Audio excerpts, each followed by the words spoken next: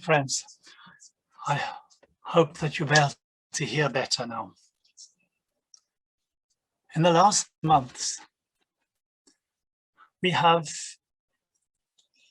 during the current corona pandemic, and in particularly the measures which have been taken within we have received great shock and confusion with large number of the population. Daily life has changed, and not only for individuals, but for the whole social order, for schools, for families, and many people have great fear. They have fear about their economic existence, and they have fear about the loss of their freedom. You remember that how this pandemic began, and that we are actually finding ourselves in a war situation. So as the whole pandemic then developed, that from the reduction of basic rights, and when one spoke about the isolation, required isolation, and then talking about mandatory vaccination. That is another theme which is so current. And all the politicians have spoken about this pandemic, that the world can no longer be the way as it was before. And many different leaders have said something similar to this. I would like to, in the time which I've got,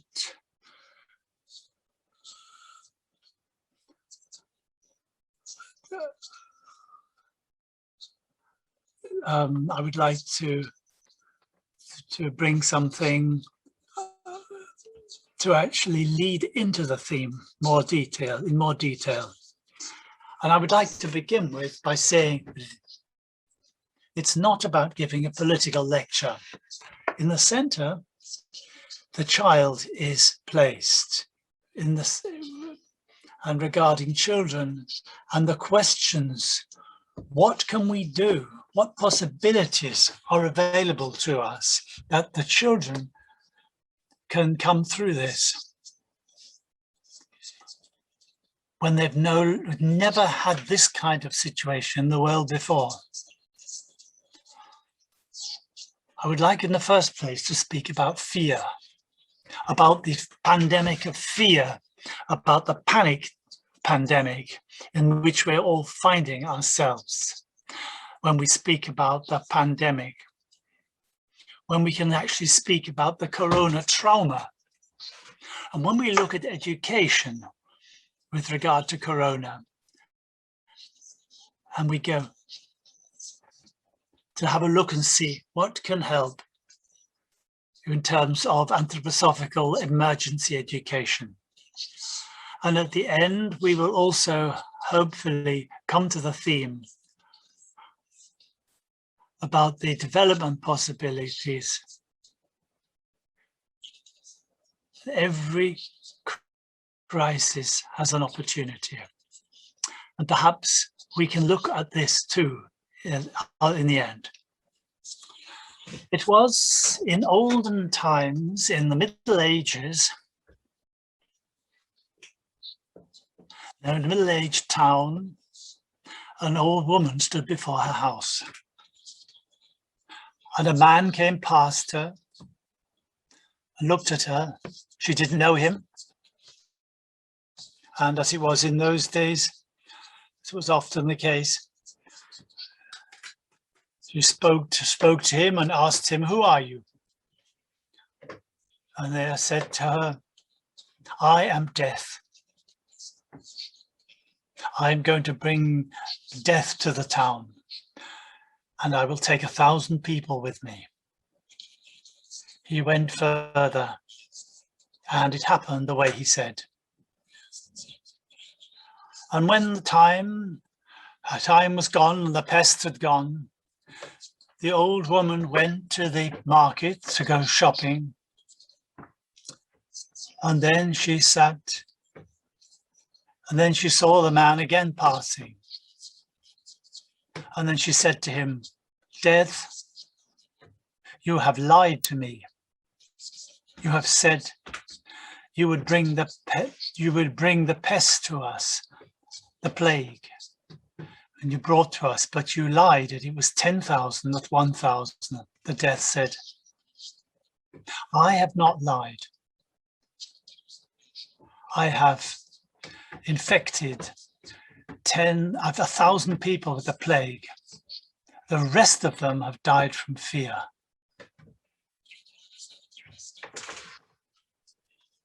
So this fear living in our whole society. And perhaps to begin with, fear is not perhaps something negative from an evolutionary point of view, that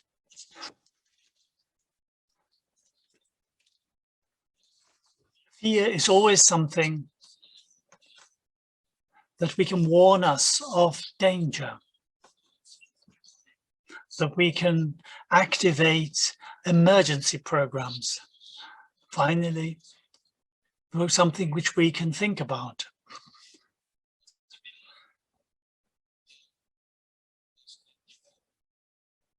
For it is in our brain. It is the organ which educationists speak about. So this potential which we have within us. When this brain has a perception of danger, then the whole organism it reacts by using the stress hormones. So we jump up, and everything is drawn together in the body.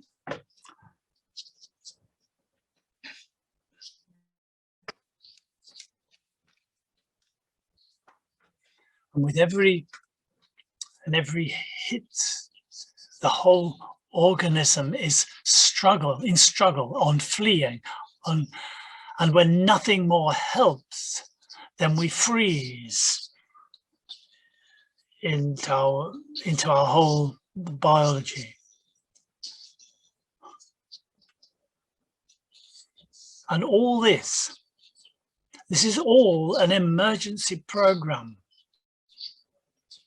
which was all genetically predetermined, which then in our whole biological system, that we have plans we can think about. And this stress reaction and stress behavior reaction is that what we're dealing with. You see, this is for the next immediately that fear is not necessarily negative. It can, of course, become negative, and we have a crisis in which many psychiatrists find this a kind of psychotic fear pandemic.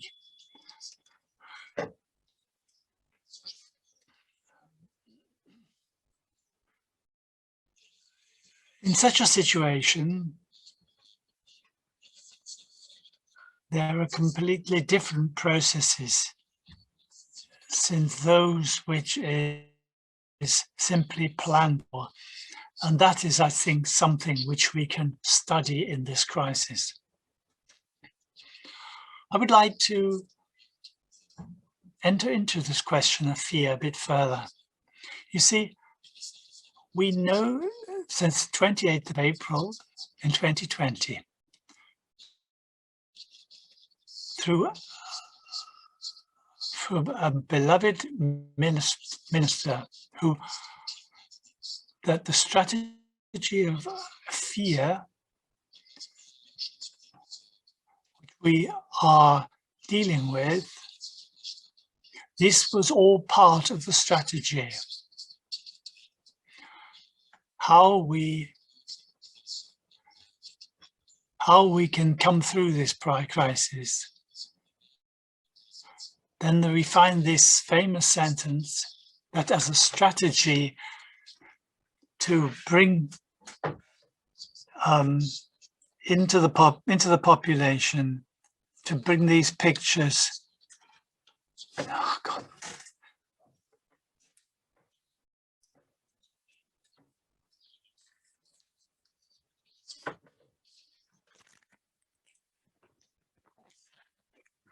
That in the population, above all, that we must that this is the fear that we've experienced since we were born, that we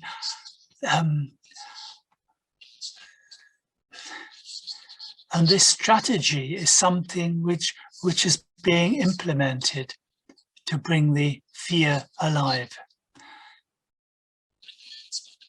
And then a second point,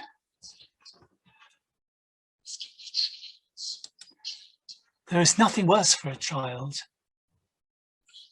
than to be responsible for the death of someone else. That is the worst thing that one can do. So this strategy paper of the Home Office, what we can say is that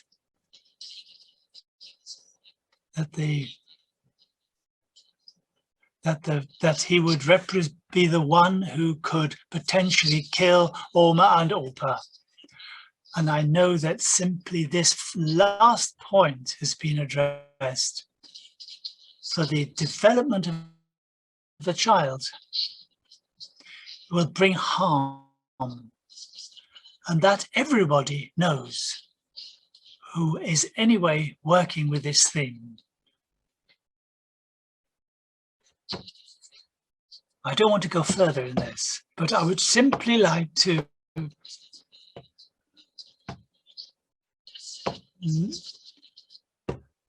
make you aware of what has really hit hard in this.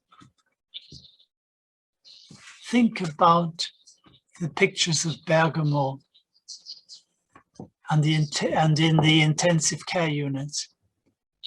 Think about the advertisements and these drawings of viruses, how they jump onto the Opa and so on and so on. The corona fear is a very complex issue. We all have fears, and we are fearful about infection and so on. That is the real fear. But there's also another kind of fear. And this is a political media incited fear. And there's also a third form of fear. And that is when I do it long enough that people, they become individually fearful. Their unprocessed traumatization is reactivated. And these appear, to example, out of the individual priest's biography. And it can become a traumatization. And we have spoken about many different kinds of traumas. And these things arise up if they're not processed. And there is a complex form out of these three forms of fear,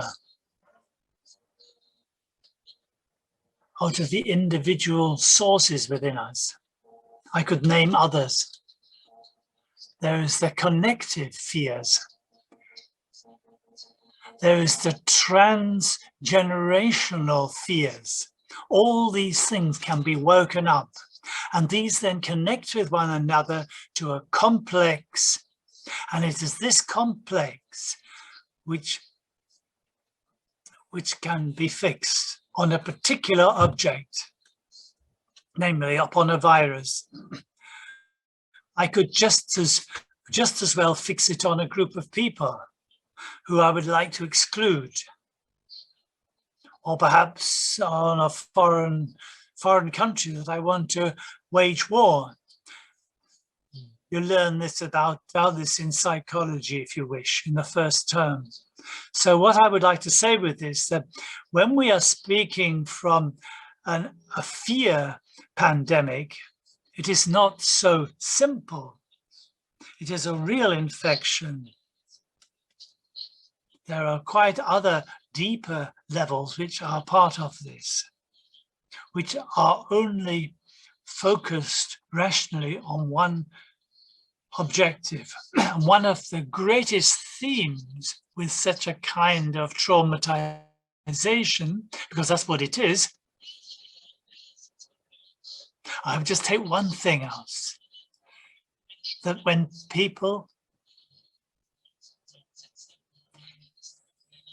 what people have experienced abroad in catastrophes, that when children, when they start to suck their thumb, or when they start wet their beds and so on, this is a sign of their trauma. That only means that I feel powerless to meet this situation, this stage of development, and one which I can't feel safe in, where I must hide it from. You can also read this in this paper from the Home Ministry, how like a shock therapy of aggression has been introduced. And the intention is always that we become obedient, that we become like children once again. Just think that the state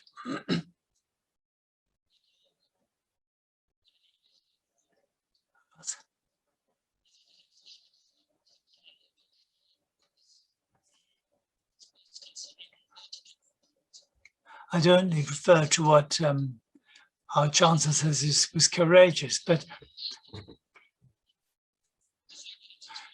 they say when the children have to be at home, they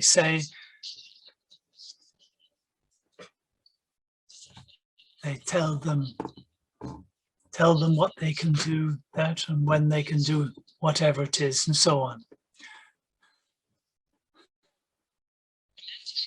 And then you notice that when I say children infect their parents, then we are all children of our parents. So this is a whole social question, what is being set up. So it is a shock. It is an attempt to shock people, that they regress. It is a traumatization. The cause is always fear. And the people who are affected need to be protected. I can give other examples, but I'd just like to indicate this. Regarding this this forced mask wearing. It means in the first place about de-individualization. Nowhere in this world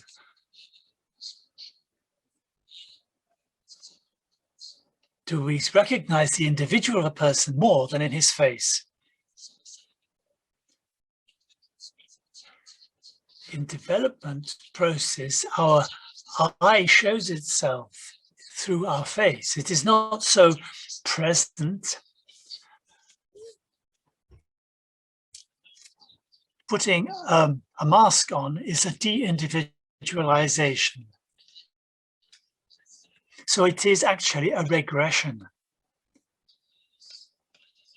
You can see this further. I've said that the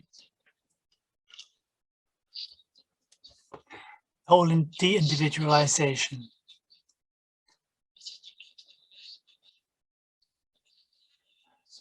So the whole movement to autonomy, to individualization is being held back.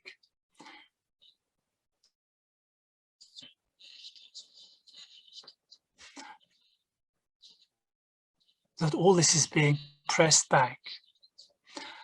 That in that the state then begins to set all the rules with all this enforced measures.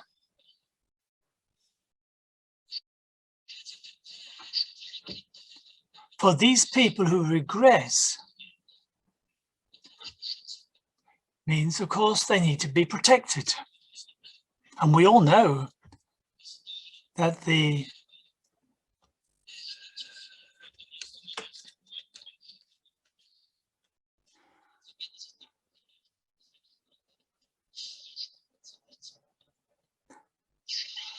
I've only see these psychological precursors. And we must actually, for 50 years, psychological research has been forgotten when we just pursue this. You see, even the isolation and the simultaneous appeal to the community. Draw back and don't mix with others out of solidarity for the community. Stay at home. That is such a movement. Of the dementia is also turning back. So the child is a small child and says, well, you have done that, you've done that, and so on. We know this in the school as well.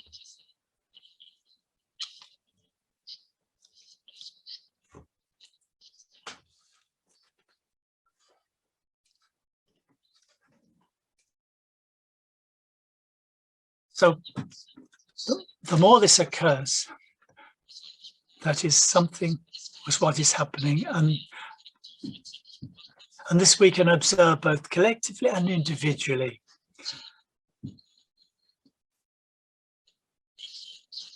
To see what psychological ideas are really being put in place here. So you see pandemic and stress. That is something we all know, it creates stress. So we have this low feeling of loneliness, because after all, we are community beings. And the fear brings about stress. And that has effects on our health and on our national health and our folk health. Every form of stress damages our immune system, makes us more susceptible to infection. Manfred Spitzer had pointed to this, that this is a vicious circle.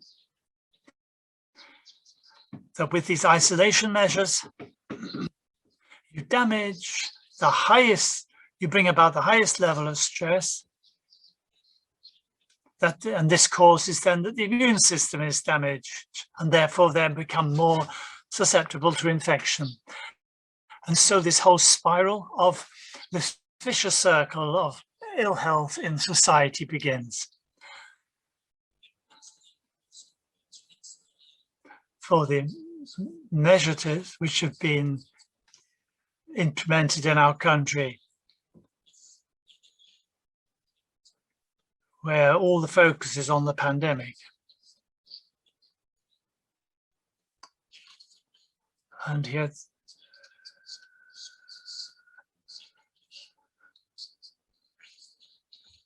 so fear makes sick, we could say.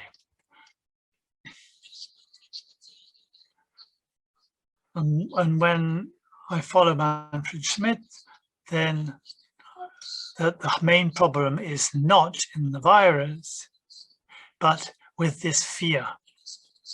It is the fear that makes us ill. Rudolf Steiner?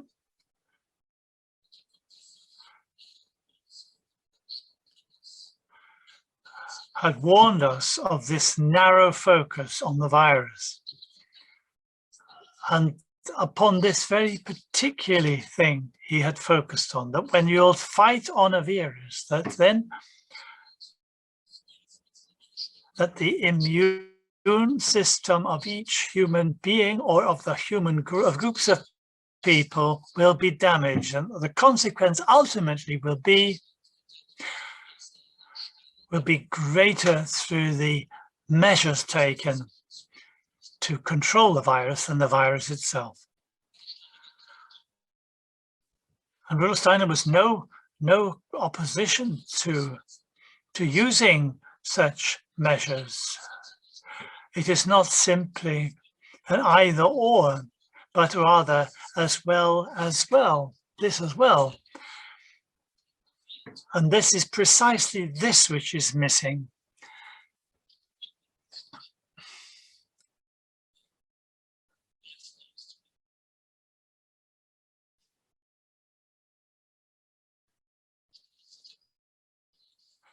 The children are very good. The children are good, and they do everything we ask them to do. I've never had any problems in the school. I've never had any problems in the end that we wouldn't follow the rules. They're good. But you see, but thereby they deny their own basic needs, because it is against the very thing about a child, about keeping their distance. I cannot comfort a child at distance. I cannot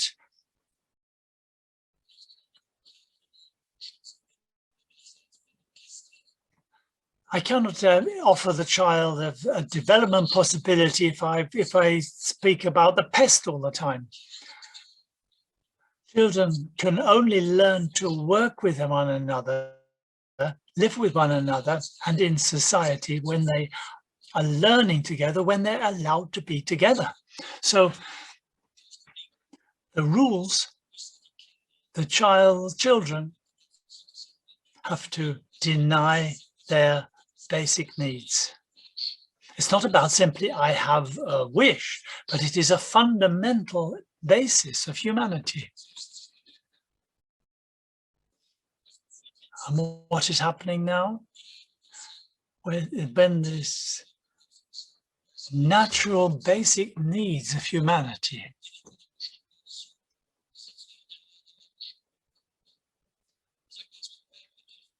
there are group needs of individuals. So there are networks in our brain where these group needs are represented. And when I keep to rules, when I can do this, I have to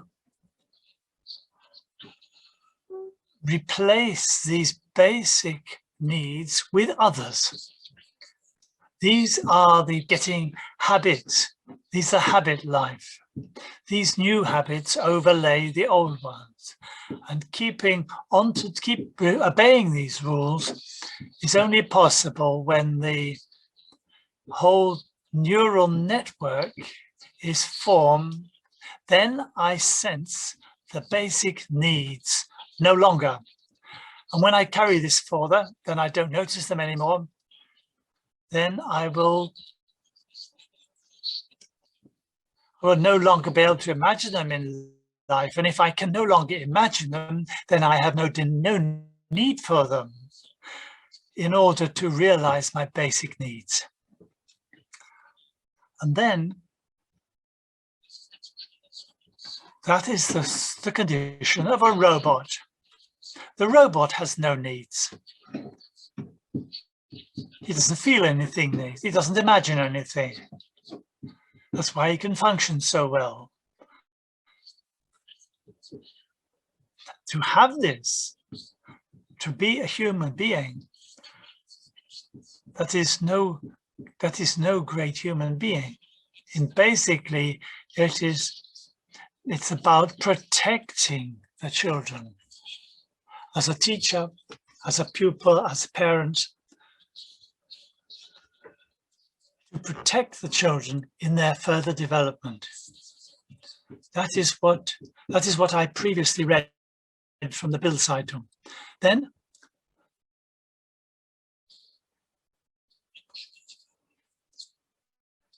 we have difficulties.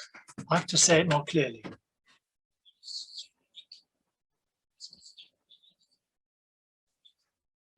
President Macron in France is a world famous psychologist, and I read an interview from him,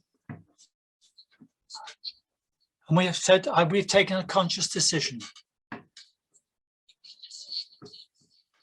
classical materialistic decision. We have protected the body and neglected the soul. But it is actually a violation, an aggression against the human being. And then he added that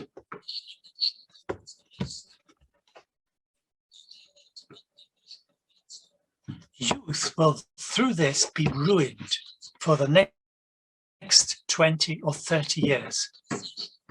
And the societies will fall into a total lack of orientation. That is what a French psychologist said. The German education president then said a quarter of the schools will be lost. The president of the Children Network spoke about a lost generation. Michael Klunt in the parliament said, in the public meeting,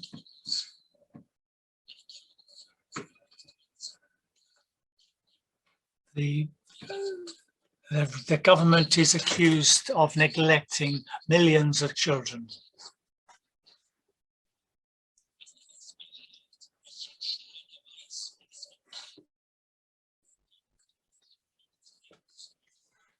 So one's already feeling that all the alarm bells are ringing. That the Office for Youth is here. This is from, so the neglect of the children is children murder.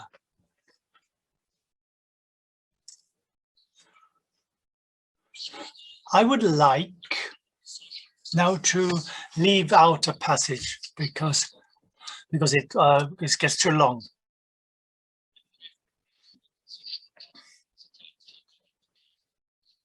There's various studies from different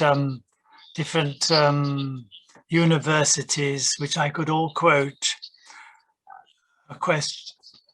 an investigation by other universities and many others as well.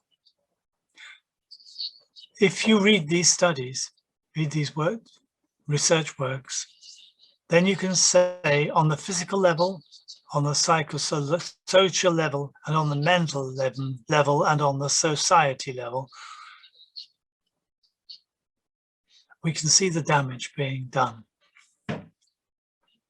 Children suffer from headaches, lack of concentration, tiredness, dizziness, tiredness. And even for adults, that the average that they have been putting on weight, the increase in consumption of sweets has risen drastically. So really unhealthy life has been rushing forward, and this will have consequences. And even worse, it is on the psychosociological level. 70% of children are psychologically burdened. Between 7 and 10 years old, the fear, anxiety levels have increased 70%. 39% of children complain of a lack of friendships. A quarter of all children say they're more frequently quarreling with other children.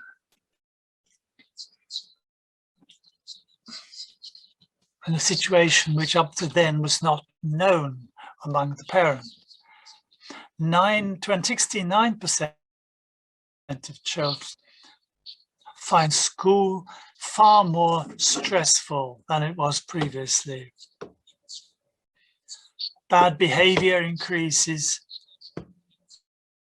sleep disturbances, developmental regression, and other problems are increasing.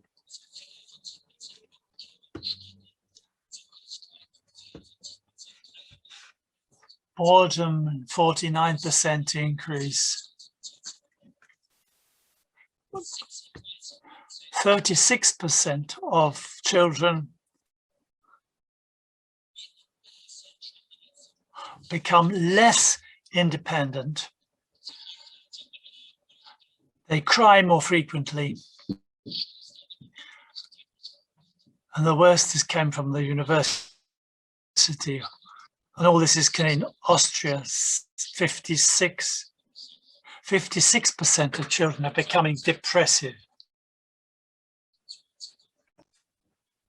And many also feeling suicidal. So I could do this, go on all day long with this.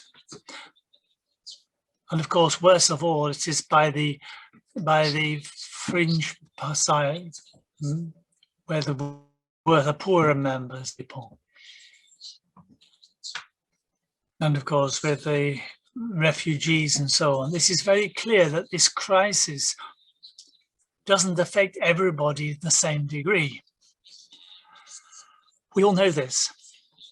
There is the event is not the most obvious one.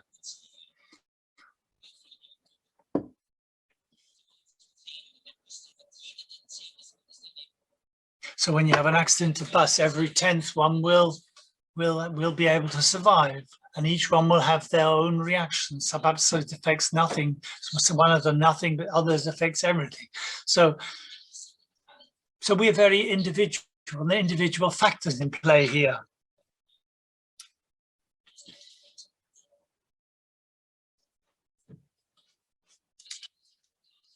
And so, of course, it is very clear that there are these different effects. That when we look at it collectively, with 5 sisters in a small room, small house, it will look very different than when I live in a large house on the side of the Elbe. It's quite clear that there'll be other effects, other consequences.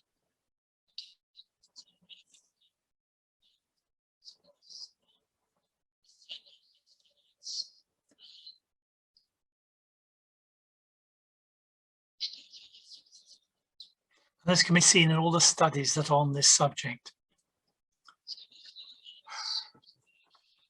There was a question to a psychiatrist once, what is the worst thing about this, the measures against this pandemic? And he said,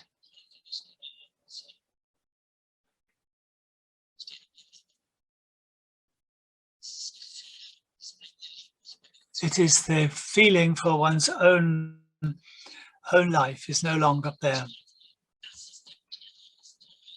So that is the core of the trauma that is being experienced,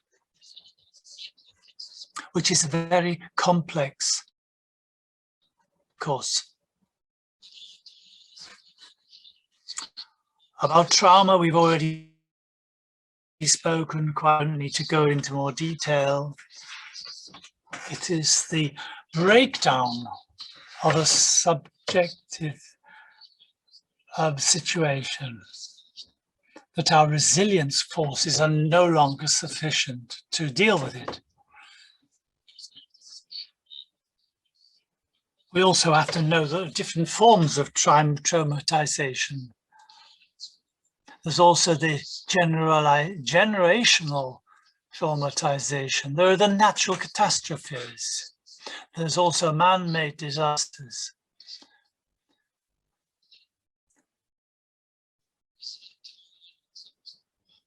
And there's a trauma in our breakdown of relationship. Or breathing out into the community, whether soul level, when I sleep a little bit, and then we bring them in again. Then you wake up a little bit. And somehow there rises in one, everything wakes up in one, which is there in the social wilderness, so that this can be, when we breathe out into this dreamlike process into society, in a very empathetic way, like as though falling asleep. And now you come back again, and now you can experience oneself and then breathe it out again. This is the dialogue capacity for dialogue.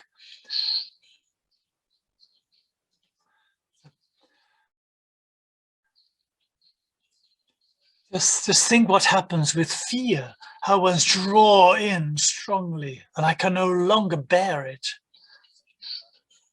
And this relax it, or becoming more tense and becoming more isolated. So a forced isolation. I don't come out any further, any longer. So breakdown in relationship. Becoming lonely. Become lacking in empathy.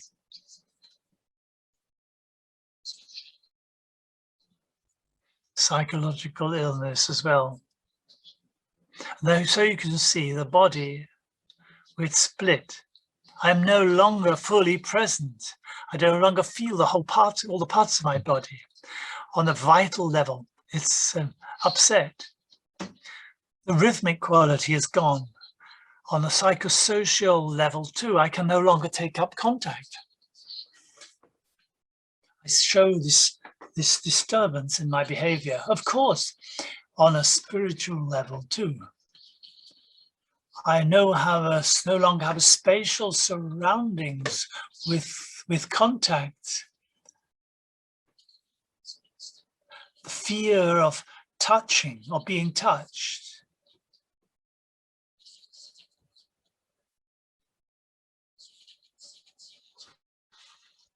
Just as the relation to my fellows, my relation to the spiritual world also is broken. These are the effects and all the things that we have to take account of in our education. So this corona trauma, what does Drosten say, the virologist that you all know about?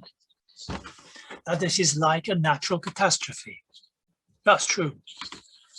When I take the starting point that it is comes from the animals to human beings, then it is a natural catastrophe. Then it has actually, as a consequence, right through the world, that it would mean that people come together, that they support one another and help one another. You see this again and again. But now we have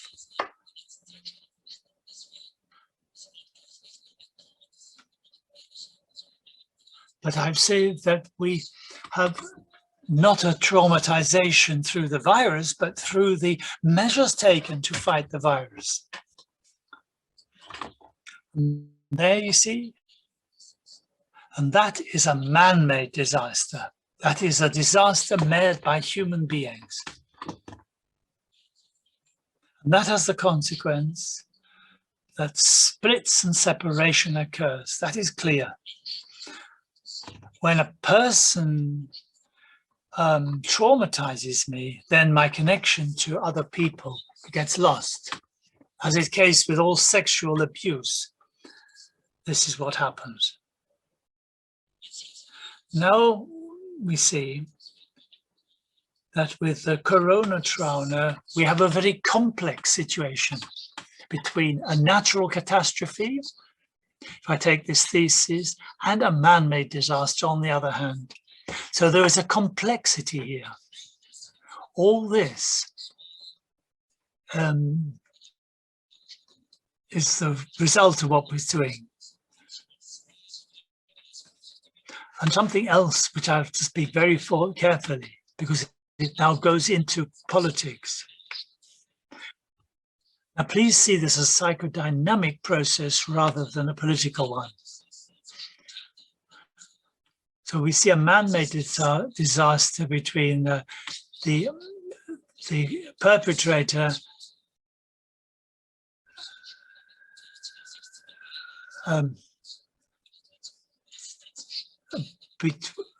between the perpetrator, the victim. There's a whole relationship. There's a very dynamic relationship. The perpetrator is the one who has the overview, and it is generally who does all the harm and torture. The victim is the passive one. It works from the position of weakness, not out of strength, like the perpetrator. So it is passive. It's helpless. And the rescuer, he takes the position of the good. He comes to help the victim. He takes responsibility for his problems and helps to solve it.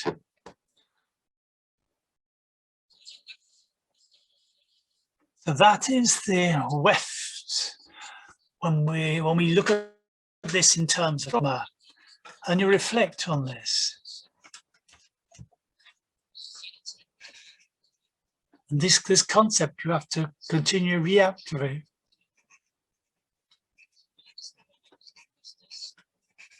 So long as the trauma is not solved, this relationship will remain.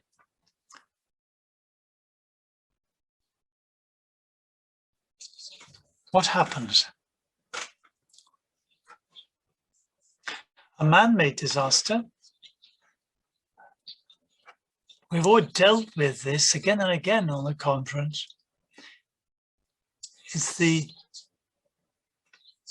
We know since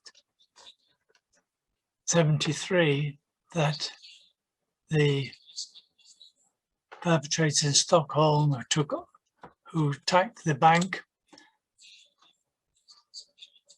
there were 4 victims, were taken hostage, and it came to an end through the police after a long time. And we had then thought about this, that the freed victims did not thank their rescuers.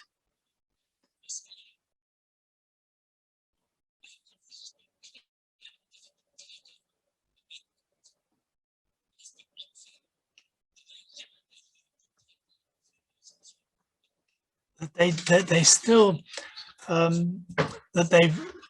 the victims then visited the perpetrators in prison for many years. They had this connection. So this is really known for years.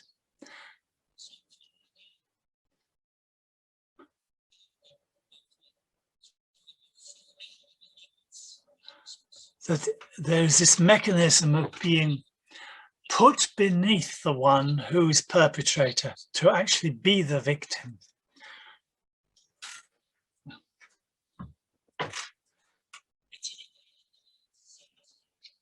When you like ritual traumatization, how do you do this? Just precisely by this route.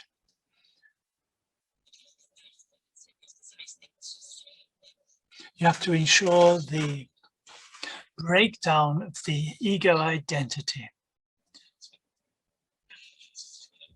And then they allow themselves to be subject, to be the victim.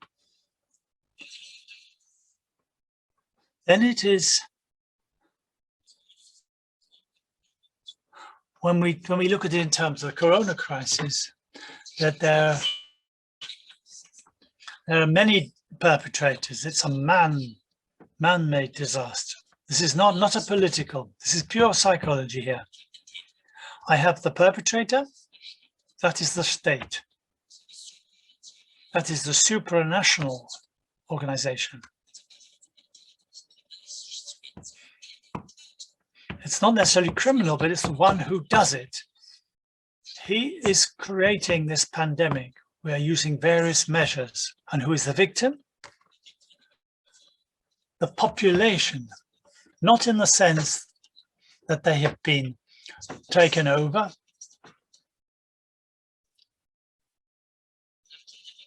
And then the rescuer comes. Who is the rescuer? The state is again the rescuer.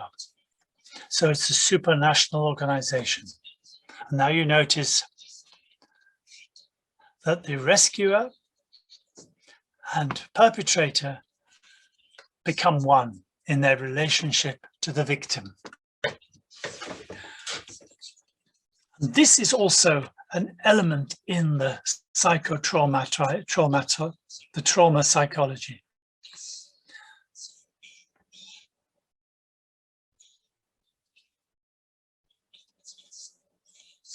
And this we can also read in this paper from 28th of April 2020.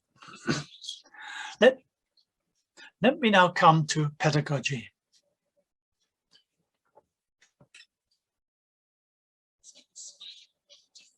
There are two places where the children have protection. That is the family, and that is the school. They have a place where they can learn, but where they can also learn to be social.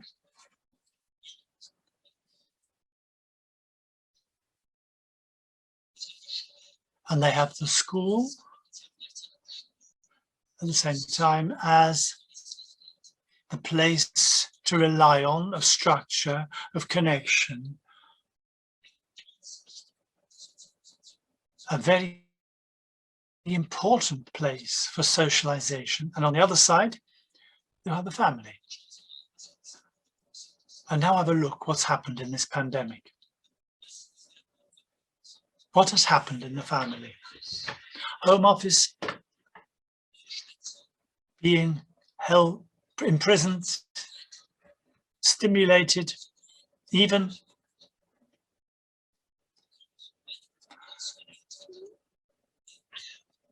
physical violence that has increased drastically during the pandemic. Last year, 14% more children have been murdered in 1 year than the last decade.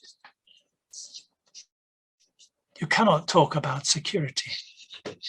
And the schools were closed. The very institutions that could help here. And what has one done with the schools then? Everything has been destroyed, which can be destroyed. The organization,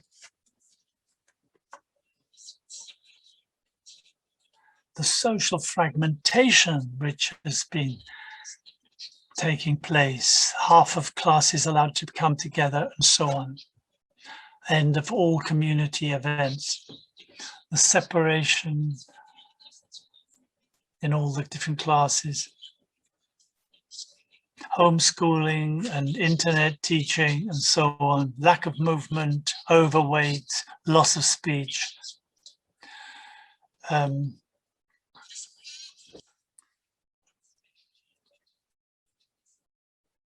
all this about human development has been forget, because all these things you cannot learn via the computer.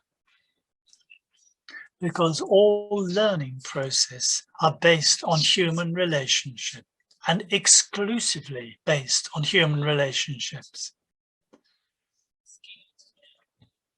That the child learns only through that which it experiences. And actually that is everything. I could also quote Martin Buber and so on. That is what you will not get via the internet or homeschooling.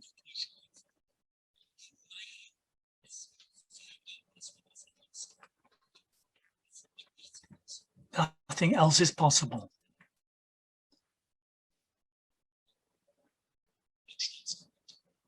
All the social distancing.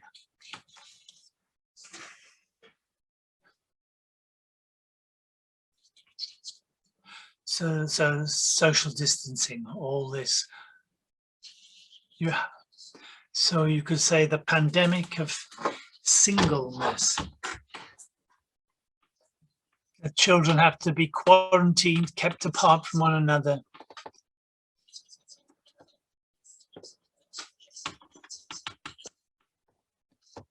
So the children are in one room and the rest of the family is somewhere else at home. So social isolation, the infection risk. So like with the rapid increase in depression, 56% of children, that is hunger.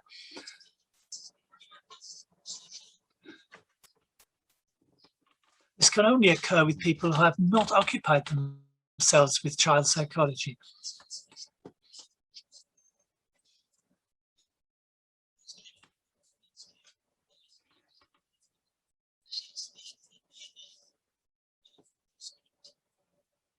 Somebody had on their mask written, "Don't protect you from me, but protect me from protection."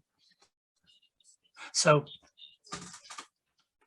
the experience of someone behind the mask is very varied. But it's about, it takes one's breath away. One does not individualize, one de-individualize, because this mask is forming a kind of animal snout with it.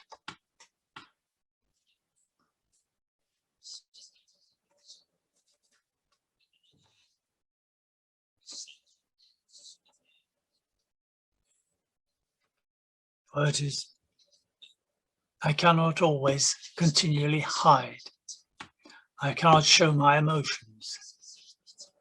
I don't have to show my true face. It is to protect.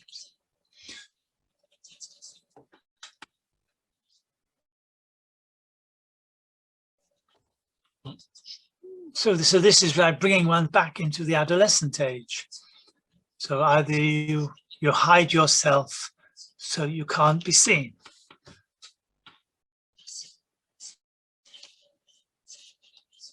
That is a perfectly normal behavior in that age, as part of the development of identity.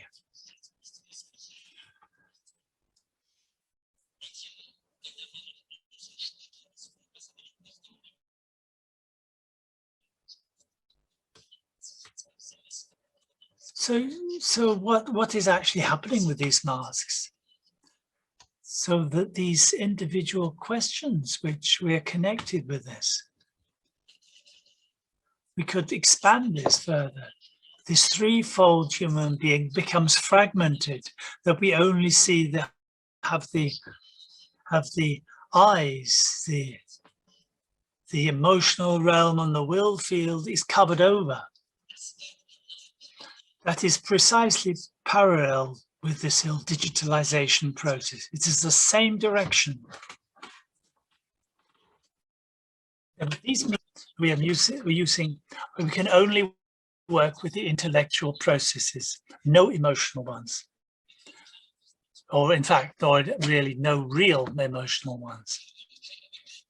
There are no meetings with them. They think they've got meetings, but they don't have them.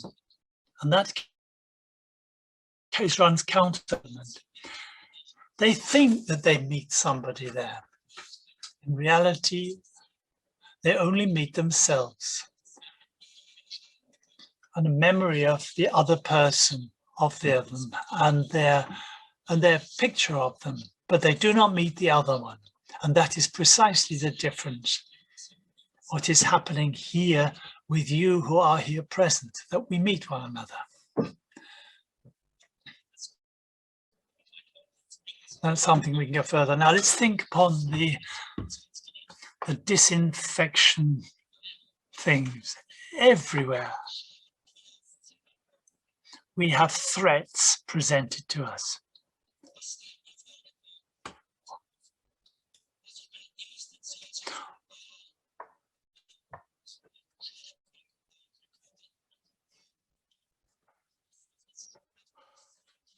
That is what is connected with the mask. So really subconsciously, it is the subliminal threats are constantly facing us.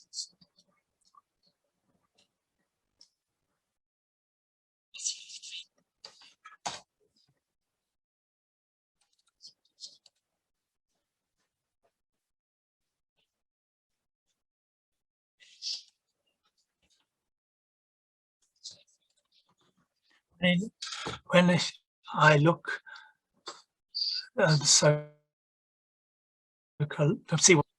sociologically,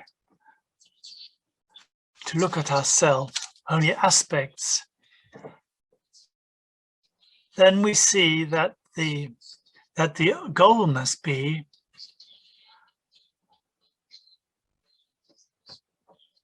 that we have to try and resolve these blockages, to end this fragmentation, to bring this totality together, to bring together what has been broken. That we must prevent that out of this situation, as far as prevent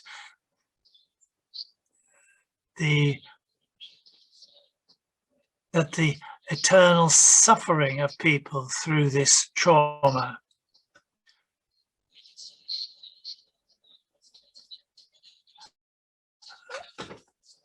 So what is it that educationists do in the school? But if we look at particular groups, so when I am in the school, classically I have to do with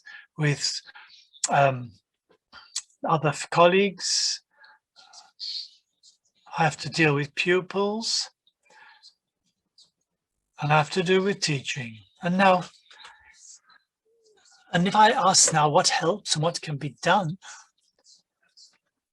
I have to look at it a little bit more differentiated, at these different focus groups.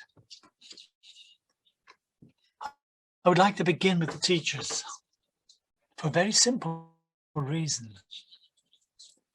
Because everybody in psychotrauma knows that in destabilized children require above all stable teachers or stable adults. That is what they really need. And so long as the teachers are not stable, they are not able to help the children.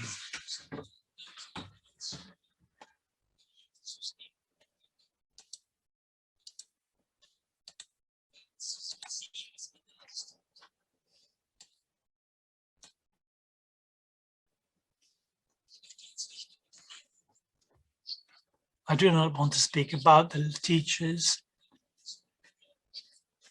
or about the connection between them and the unions and so on. I'll leave that one out.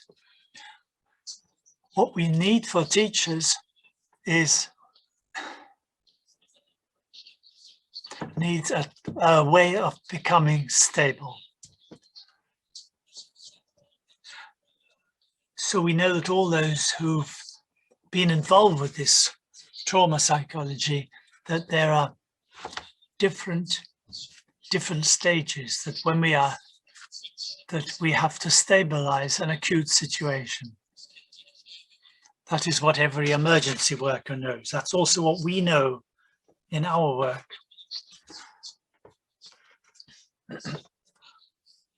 There are unbelievably large number. So using a kind of a breathing technique and then just breathing slowly, this helps. It's all about bringing one's fear under control. We can do relaxation processes from our hands to our head. Find a way of relaxing muscles from head to feet. You can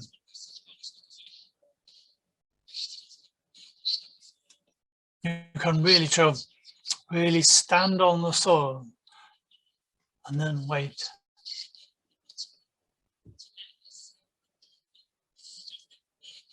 That is a method of really holding oneself onto the ground, which will then prevent us being torn away by an emotional storm. There are many other techniques that can be used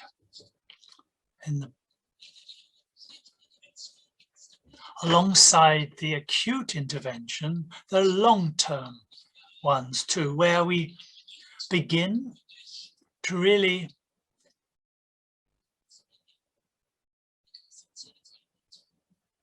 work on one's own organization. How do I work with my own body, with my food, with my sleep, with my movements, my cold body hygiene? I think one can do an enormous amount.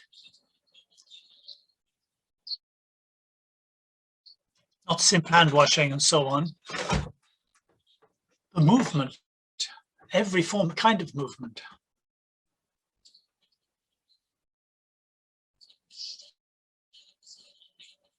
There are particular curative movements which are particularly effective.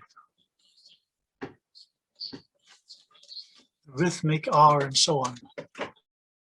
In curative rhythmic, that gives warmth, it brings vitalization, it stabilizes. Sleep, 7 or 8 hours a night. That is statistically seen the number which is the most, which protects from lung infections. When you sleep less or more, then the potential increases for being infected. And then, of course, there's like the bitter substances.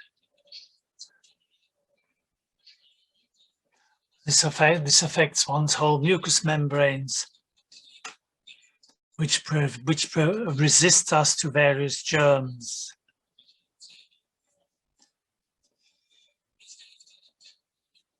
When you go on to the vital level, the intervitalization, the ritualization, to build up a whole daily, healthy daily rhythm, then move on to a social level, then it's about artistic activities which bring strength.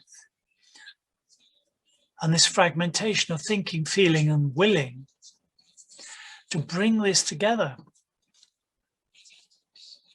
And when you come on to the ego level, then it is about meditations and prayers and such things. Rudolf Steiner had offered these wonderful subsidiary exercises. As when you read Knowledge of the Higher Worlds, and many other places too,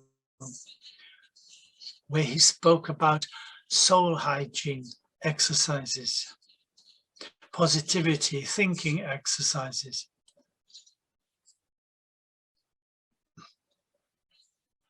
All these are elements which is destroyed by trauma. Who can develop their thinking when they're traumatized?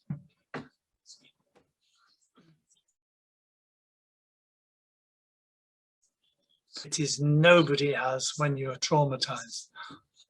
But that is something one can exercise.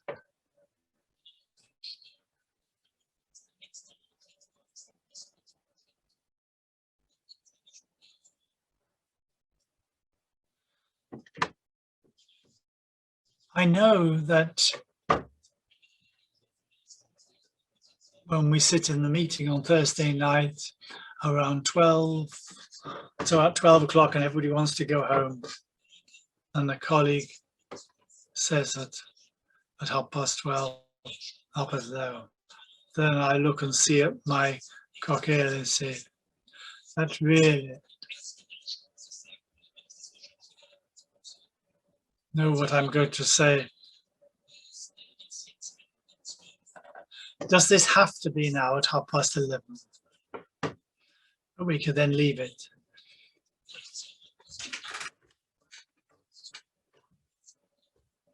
Perhaps we do something different tonight than from the previous. So it's actually to rely on this. So you see, so we can work on all these levels of our organization. So all these awareness exercises. So stress is the absence of my ego. I'm not present. That is stress. Fighting against stress means being present. That is something I can exercise. And when you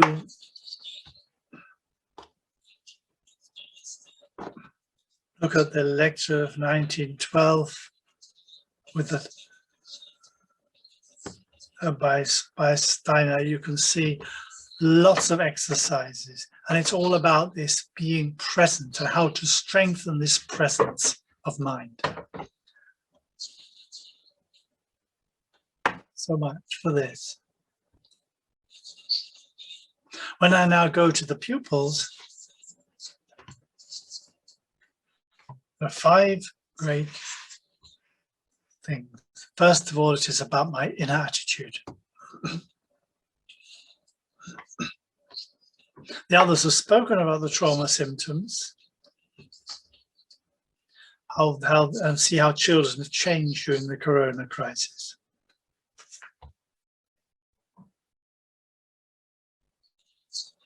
And then a certain behavior comes with which I have to deal with in the school. And I have to know where this is coming from, this particular behavior. I first of all to recognize that it is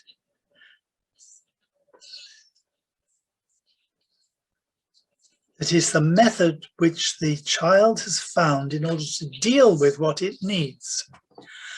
And when I can understand this, then I will be able to meet the traumatized child in another way than simply thinking how dreadful it is the way he's behaving.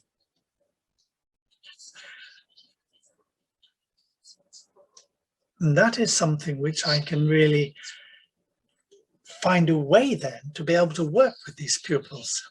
And then we have the next one we've already got to know with.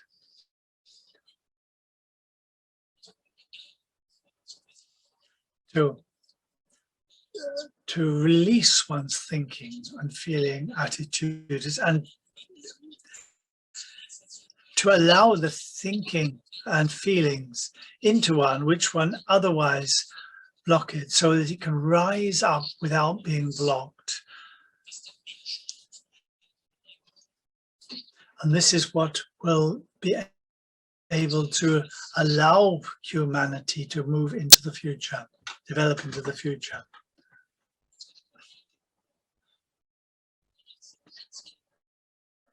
And we cannot force this, so long as it's not ripe, so long as it's not mature and spoken about.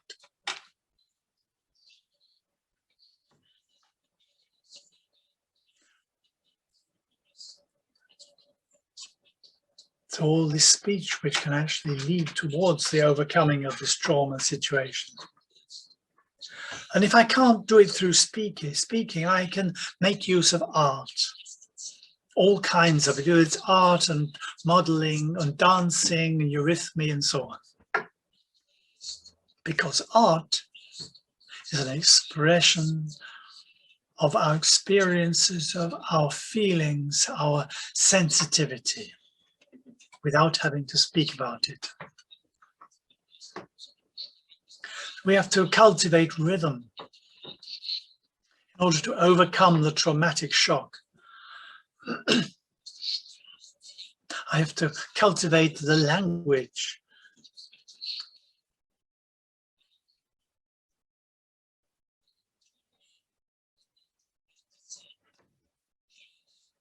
I have to overcome this cramping so that the child can actually come to their own creative source.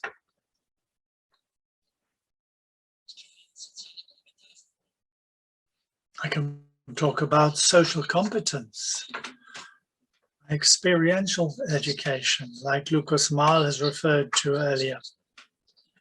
I can circus education. I can use experiences with my hands, which I can do when I'm kneading something or impress something upon a piece of wax, because this is an expression, an experience of self-effectiveness. I have to consider nutrition, about of care on widest levels in every kind of research. This element is an enormous element to bring about resilience.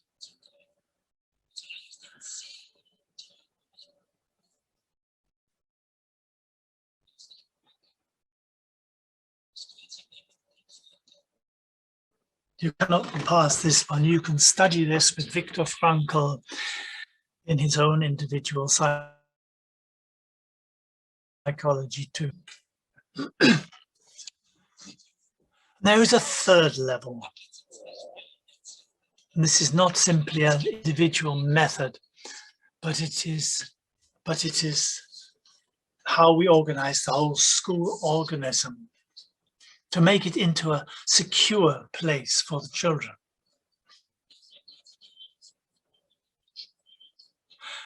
We proceed just as we do with the human being as well. That is, has a certain hygiene, that it has an aesthetic, that we would like to go into it, that there is color and so on. Cleanliness, order, no dirt.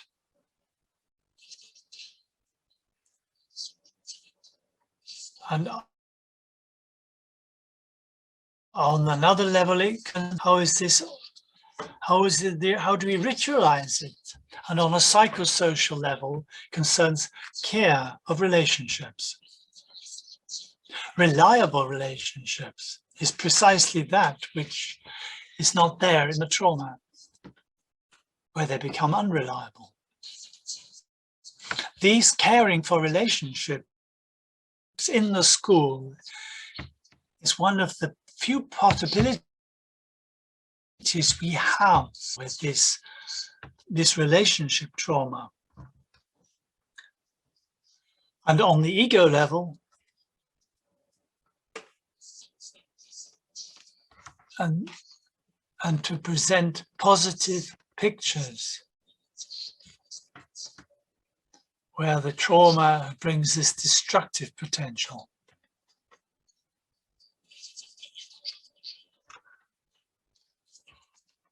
And the last point, which I'll bring there.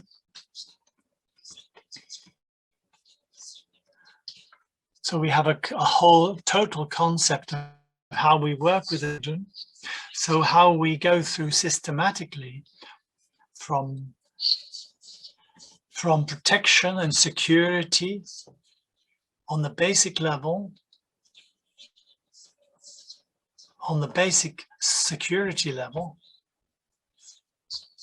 So we come on the psychosocial level of relationships right up onto the mental level.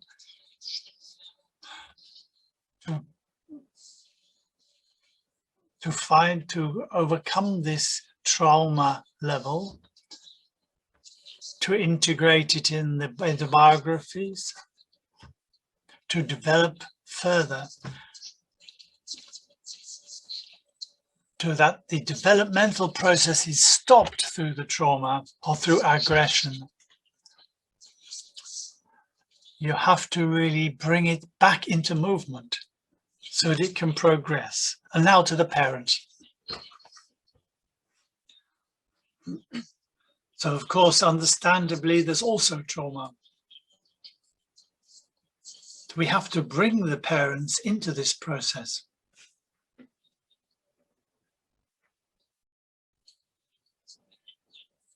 So in this Corona crisis, we have put together a helpline for parents. That is one possibility.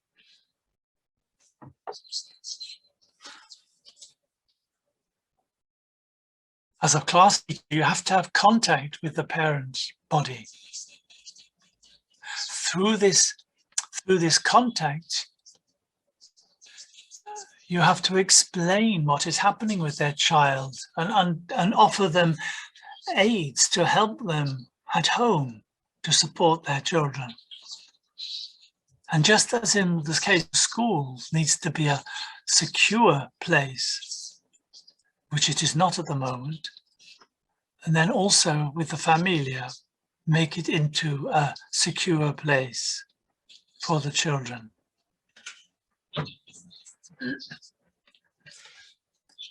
Every trauma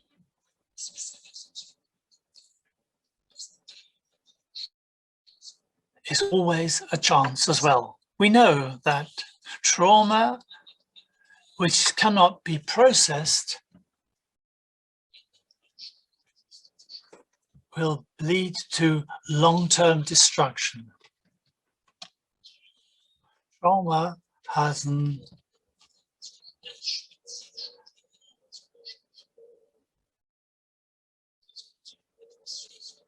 so through the psychosomatic of a psychosomatic shock leads then into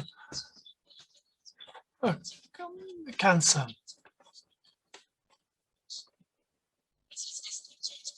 So the destructive potential of that which cannot be processed can be psychosomatic and then become a physical illness. But it can also go in the other direction, that it become a psychological problem.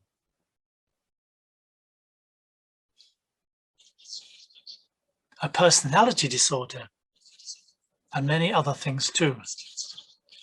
It can also develop completely out outwardly and then goes into criminality.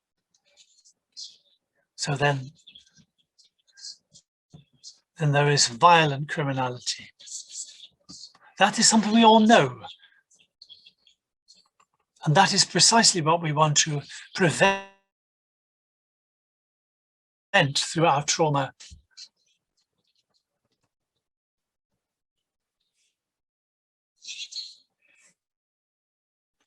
Every biographical traumatic crisis also provides a chance, because when we can process what we have experienced, then it will change my life. In the same way as when I don't work also changes my life. There are many studies about this. All about the post-traumatic growth. When personalities maturity can arise. When people can actually find new life.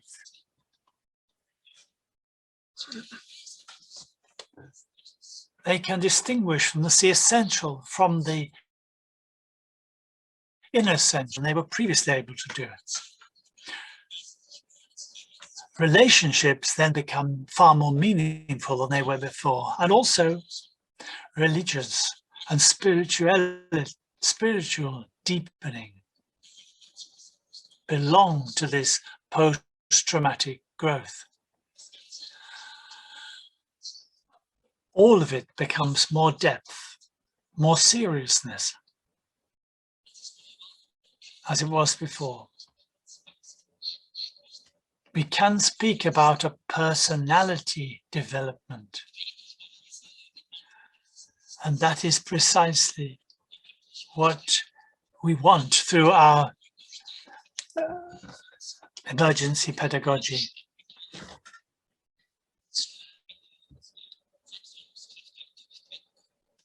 In order to bring the self-healing forces active, so that the trauma, that the traumatic experience is not going to separate or repress one, not to be taken out of the biography, but processed and integrated properly. And through that the consequences of trauma are prevented. Anthroposophical trauma treatment begins then not to prevent the illness, that one perhaps need longer to work with than normal. And so you see, that can also be the case with the corona trauma. Can also become a chance for the further development of children and young people. When we recognize, when we can take it up and address it in the way I've tried to describe. Our federal president had said right at the beginning of the crisis,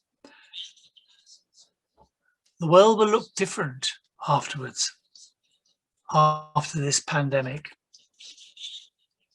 And how differently the world will appear after the pandemic, this depends on people.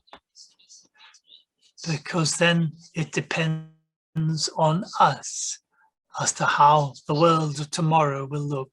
We have to create it in order to protect our children. Thank you.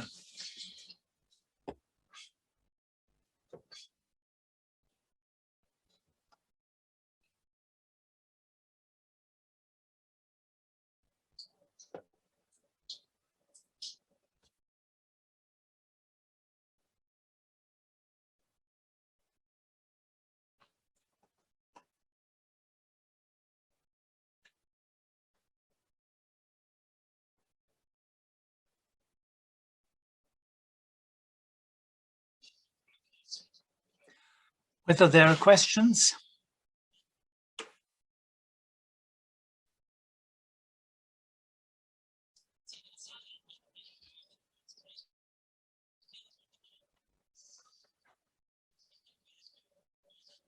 If there are no questions, then we'll go into the break.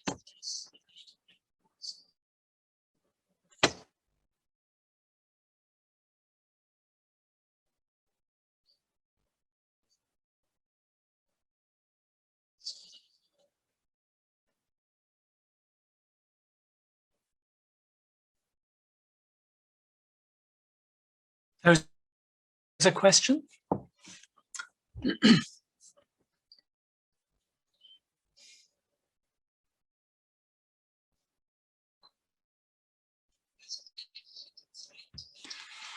For the time when we're living in the Corona time, that there's a task for the emergency pedagogy, that there is a chance for us. Yes, we can say that.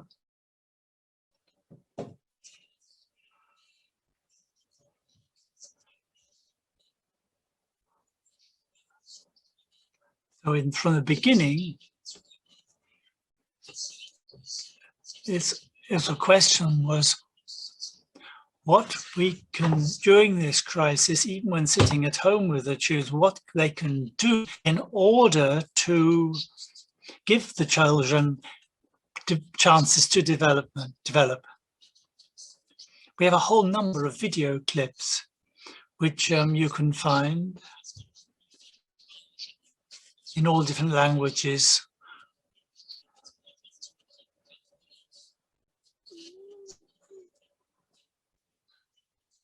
How one can actually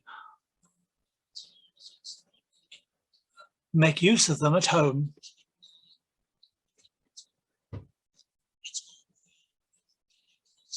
Also during the crisis.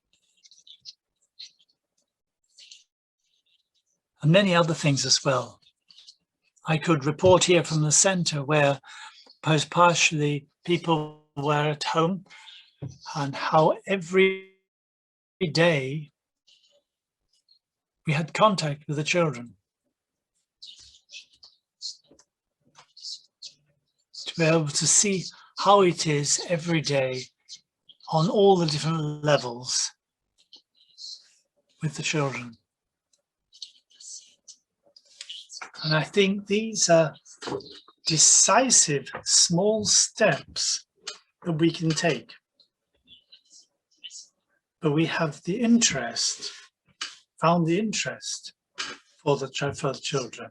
We have looked after the relationships. And I think also during the crisis, we can do a lot, and it shouldn't make us powerless. But it's really about protecting the further development of the children. And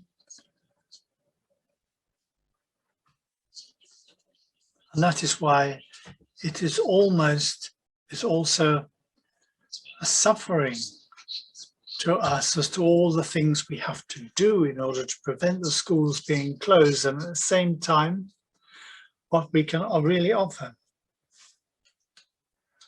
And we have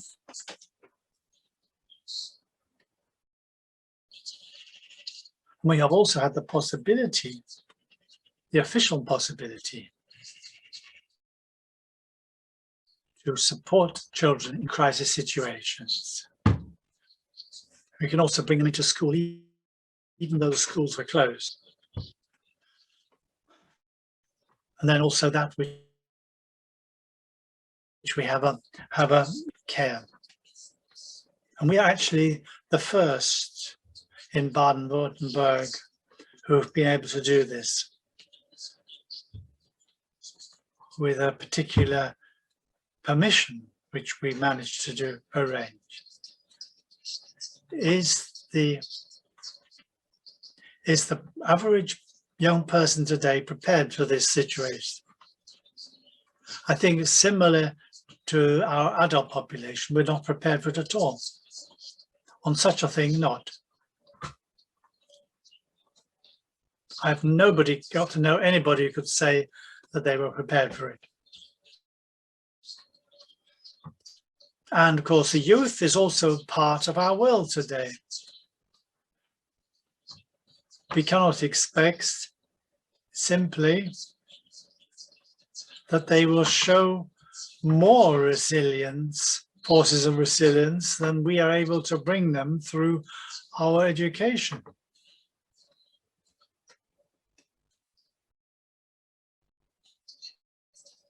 The last question, how?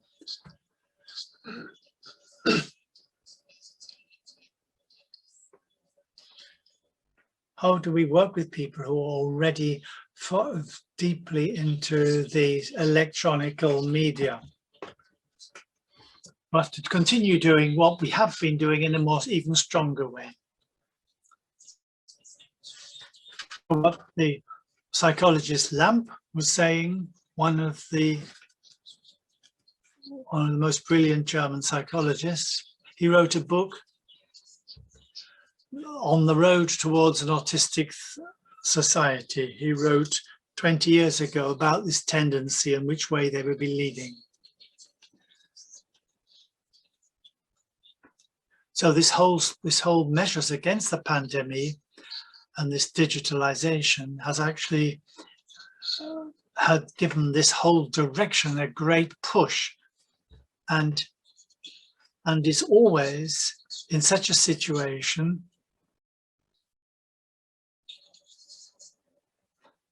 needs to have real counterbalance needs to be made, a real relationship to the world in order to on a soul level.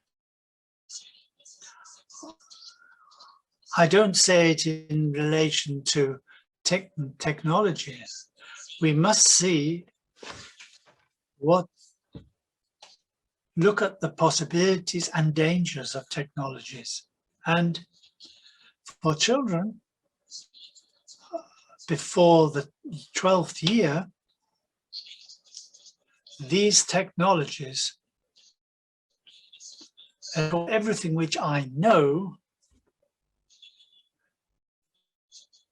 has no positive aspects, not one single one.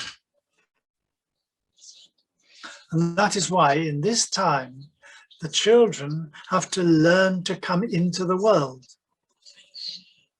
No kind of, they need to meet the real world and not all this virtual world.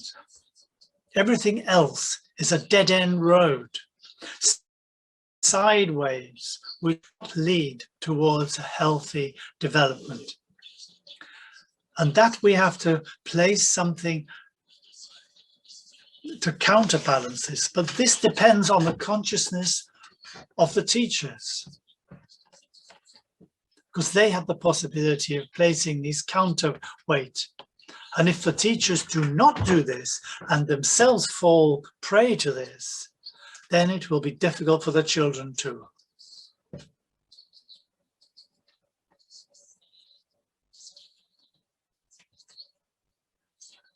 And this lack of brain development is not so easy to overcome.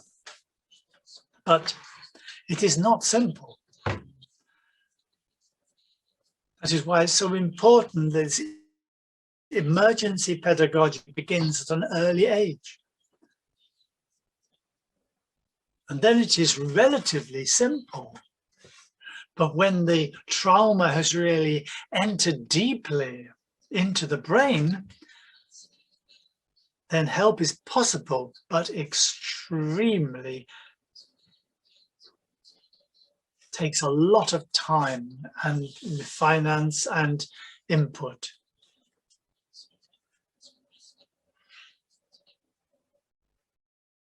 But well, thank you very much.